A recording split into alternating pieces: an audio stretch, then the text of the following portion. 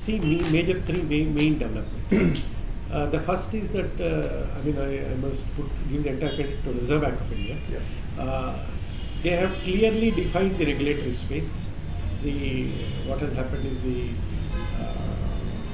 Malegaon Committee appointment, the acceptance of the Malegaon Committee recommendations, the creation of a NBFC MFI category, Okay.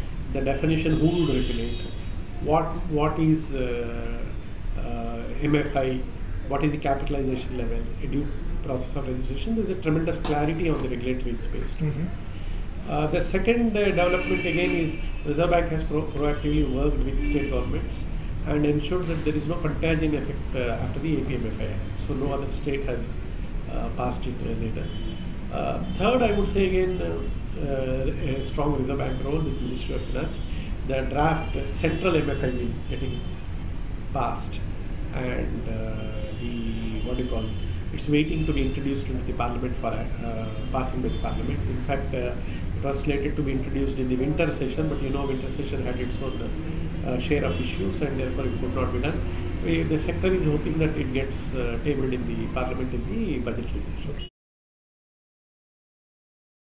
The fact is, immediately after the APMFI Act and the CDR talks, etc., banks held back. Okay. And as a banker, I know that what banks have done is a natural reaction.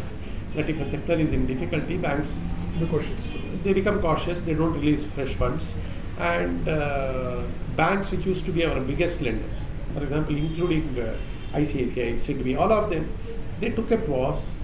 They relooked at the sector, decided what they would like to do going forward. Okay. And many of them have come back, and therefore this quarter you would see our disbursals would be as large as they were in Q2 and Q3 put together. No MFI is there in Andhra Pradesh. Correct.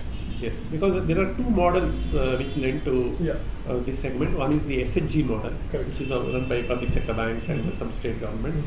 And the second is MFI model.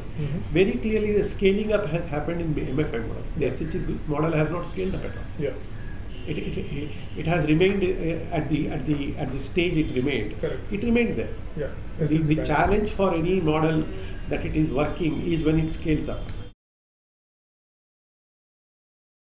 There were commitments. When you get investors and you commit to them, like for example in ICICI Bank, when there was a commitment we would go and list in a particular time frame, or you have a lot of the ARCs which have come recently, they have committed to their investors that they would list within a particular time frame subject to regulations prevailing at that time. So a similar commitment to our investors who funded as RAM risk with us was there. So the listing was, I wouldn't say that we had a leeway and we listed in a hurry. I wouldn't say.